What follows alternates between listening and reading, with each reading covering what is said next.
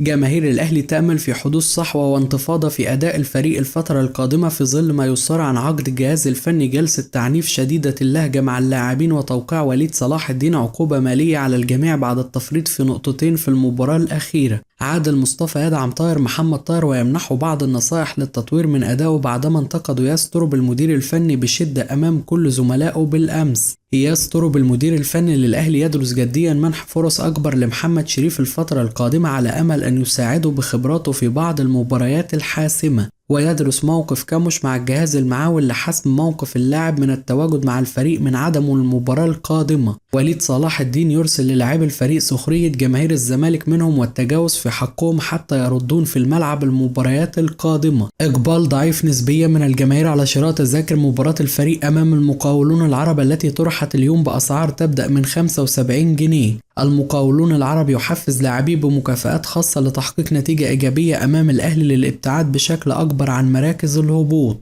سامي قمصان مدرب المقاولون العرب يحاول استغلال معرفته الجيدة جدا بقدرات لاعبي الأهلي للإغلاق تماما على مفاتيح لعب الفريق الأحمر في المباراة القادمة لتحقيق نتيجة إيجابية. أشرف داري يخضع للكشف الطبي في نادي كالمار السويدي تمهيدا لإتمام انتقاله للفريق معارا، واللاعب يشكر أسامة هلال رئيس لجنة السكاوتنج بالأهلي على توفير هذا العرض له. تقارير صحفية تؤكد أن إياس تورب المدير الفني بدأ يشعر بالخطر في الأهلي بعدما بدأت الأمور تخرج عن السيطرة منه وغضب الجماهير الكبير تجاهه، وهو ما وصله من خلال المقربين منه وبعض الصحفيين ومن يتعاملون معه خارج النادي. طاهر محمد طاهر وبن شرقي يعتذرون لوليد صلاح الدين عن تصرفهم على مقاعد البدلاء أمام زد ويتقبلون العقوبات المالية المغلظة التي وقعت عليهم. مصدر بالأهلي ينفي وصول عرض سعودي من التعاون لإمام عاشور. خلاف كبير بين مؤيد ومعارض من جماهير الأهلي لفكرة تعيين حسام البدري مدربا للفريق حال إقالة إياس تورب المدير الفني في أي وقت من الأوقات. البعض يرى الأنسب بعدما فشل كل الأجانب في ترك بصمة، والبعض يرى أن علي ماهر أو النحاس أفضل منه. يوريتيتش مدرب بيراميدز يعنف لاعبيه بشدة بعد الخسارة من نادي الزمالك بالأمس نتيجة الاستهتار والرعونة رغم تحذيراته الشديدة لهم قبل المواجهة.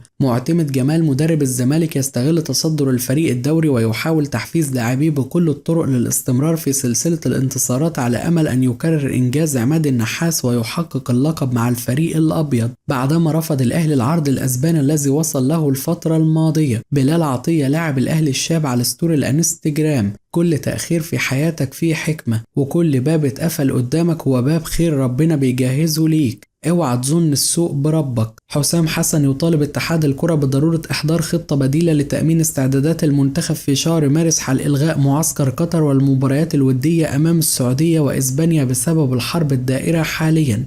امبابي اضطر للذهاب للعلاج في فرنسا نظرا لفشل الجهاز الطبي في ريال مدريد في مساعدته بشكل تام على التخلص من إصابة الركبة. مجدي عبد العاطي مدرب مودرن السابق يؤكد أن المدربين المصريين في الفترة الأخيرة أثبتوا تفوقهم على المدربين الأجانب الذين يعملون في الكرة المصرية، ومسؤول الأندية الكبيرة فقط هم من يرون أن المدرب الأجنبي هو الأفضل، لكن في الواقع شيء مختلف. وعلي ماهر ومحمد شوقي وعماد النحاس وأحمد عبد العزيز بيبو وأيمن الرمادي ومعتمد جمال فرضوا أسمائهم بقوة الفترة الأخيرة. وفيما يخص تصدر الزمالك للبطولة فهو يرى أن الأبيض يقدم ملحمة بالفعل، لكنه يتوقع خسارة الأبيض اللقب في النهاية لصالح بيراميدز أو الأهلي. وفيما يخص أداء الأهلي فالأهلي شخصيته غائبة مع المدرب الدنماركي تماما، وأصبح يعتمد بشكل كبير على اجتهاد لاعبيه وقدراتهم الخاصة، وفرق كثيرة أقل من الأهلي أصبحت ند قوي للفريق الأحمر في مبارياته الأخيرة، والأهلي يحتاج إلى وقفة واستحضار شخصيته قبل فوات الأوان، لأن المشاكل الفنية أمام الترجي وصن داونز قد تصعب مشوار الفريق في دور الأبطال.